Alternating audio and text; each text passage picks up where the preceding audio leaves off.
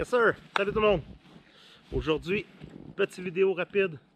Vous parler un peu de mes essentiels quand je vais dans le bois faire bushcraft camping. J'ai tendance survivaliste, donc bien sûr, j'essaie d'arriver préparé, bien équipé quand je vais dans le bois, au cas où qu'il arrive un événement que personne ne veut qu'il arrive. Exemple, on se casse une jambe, on se fait une grosse coupure.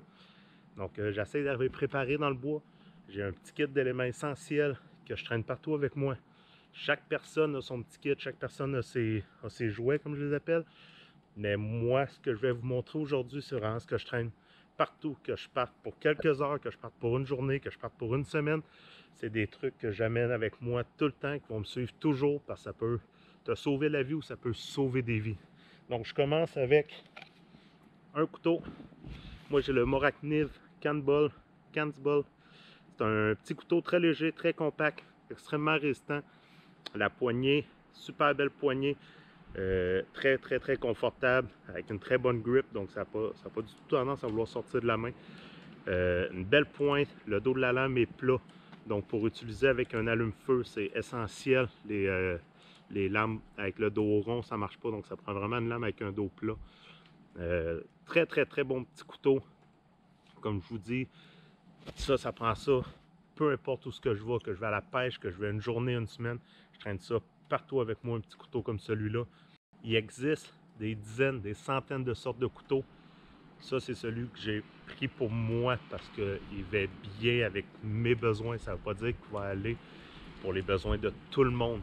Donc, choisir un couteau qui est propre à votre style, que vous allez aimer, que vous n'aurez pas peur d'utiliser et d'abuser de votre couteau. Ça prend quelque chose qui est extrêmement solide. Parce que quand on va aller bûcher du bois ou quoi que ce soit, couper des petits rondins de bois, ça vous prend, c'est probablement l'équipement, l'essentiel, c'est probablement le must équipement que vous devez avoir, mais ça vous prend quelque chose de fiable. Donc les petits couteaux à 2 piastres, oubliez ça. Payez-vous un bon couteau, vous ne le regretterez pas, ça vaut vraiment la peine. Suite à ça, j'amène toujours un petit kit médical. Il s'en vend déjà sur le marché, tout fait, tout prêt. Moi, personnellement, j'avais tout ce que je voulais à la maison. Donc, tant qu'à payer pour aller en acheter un, j'ai pris ce que j'avais à la maison. J'ai mis ça dans 2 sacs Ziploc. Donc, côté étanchéité aussi. Dans mon petit kit médical, j'ai une petite plaque de stainless pour faire des signaux de détresse, Q-tips, détergent pour les mains. J'ai des petits pics pour les tiques, Tylenol, Advil, des bouchons, des pilules pour la gastro, brosse à dents, pâte à dents, des bouchons, de la soie dentaire. J'ai des plasters, j'ai des petites bandes de gaz pour si vraiment sur une grosse coupure. J'ai de l'onguent antibactérien aussi dedans pour désinfecter une plaie. Donc, c'est rien de très sorcier. La plupart du monde, vous avez tout ça déjà à la maison. Donc, vous faites un petit kit d'un sac Ziploc. Ça peut vraiment être très pratique. Vous faites une coupure, vous êtes dans le fond du bois, vous voulez être capable de désinfecter votre plaie et de panser votre plaie. Donc, ça peut être très pratique. Traînez-vous en un. À la limite, si vous n'avez rien pour vous en faire un chez vous, il s'en vend déjà tout fait. Ça vaut pas cher. Donc, un petit kit à avoir partout. Moi, ça me suit n'importe où, à la pêche, à la chasse. Quand je viens dans le bois, c'est vraiment un petit kit que j'utilise et que j'amène partout. Autre objet, un petit sac ici comme ça, avec tout ce que j'ai besoin qui va me servir d'allume-feu. Donc ça, ce petit sac-là, je traîne ça sur moi en tout temps. C'est même pas dans mon sac à dos, c'est vraiment sur moi. Parce que s'il arrive un pépin, tu es en bateau, tu perds ton sac à dos, tu tombes à l'eau, tu as froid, tu tombes en crise d'hypothermie. La première chose que tu veux faire, c'est être capable de t'allumer un feu. Mais avec ça, je peux allumer un feu n'importe où, n'importe quand. C'est tout petit, c'est la grosseur de ma main, même pas. Dans mon sac, j'ai un petit pot avec de la ouate et de la vaseline. Ça prend vraiment un étincelle pour starter un feu. J'ai des allumettes étanches à l'eau, j'ai 2 briquets, puis j'ai 2 barres de ferrorod. Donc ça, c'est à utiliser avec le dos du couteau pour faire l'étincelle. Donc avec ça, avec ces petits instruments-là, je suis vraiment capable d'allumer des feux n'importe où, n'importe quand. Que je sois en crise d'hypothermie, que je sois en plein hiver avec les mains gelées, je suis capable d'allumer un feu pour me réchauffer. Donc un petit kit comme ça, ça peut vraiment, mais vraiment venir vous sauver la vie si vous êtes en état de détresse ou peu importe le besoin. Comme je vous dis, vous tombez à l'eau, vous avez froid, vous arrivez l'hiver, vous cassez une jambe, vous êtes pris dans le bois, vous partez juste quelques heures faire une randonnée, vous cassez une jambe, vous êtes pris dans le bois pour 24 à 48 heures. La première chose que vous voulez faire, c'est allumer un feu. Une petite pochette comme ça, c'est gros comme la main, ça peut vous sauver la vie. Suite à ça, j'ai un petit sac comme ça que j'ai fabriqué moi-même avec des trucs que j'ai acheté à gauche et à droite. C'est un petit kit que je traîne encore là partout. Je le modifie pour l'été et pour l'hiver. J'ai un sifflet, une barre de ferrorod. J'ai 2 couvertures de survie. Donc, peu importe si tu es dans ton auto, tu as un accident, tu te ramasses dans le fossé, tu veux être capable de te réchauffer, tu veux être capable de te construire, à la limite un petit abri si tu pour être toute la nuit. Donc, avec des petites couvertures de survie comme ça, vous êtes capable de vous garder au chaud.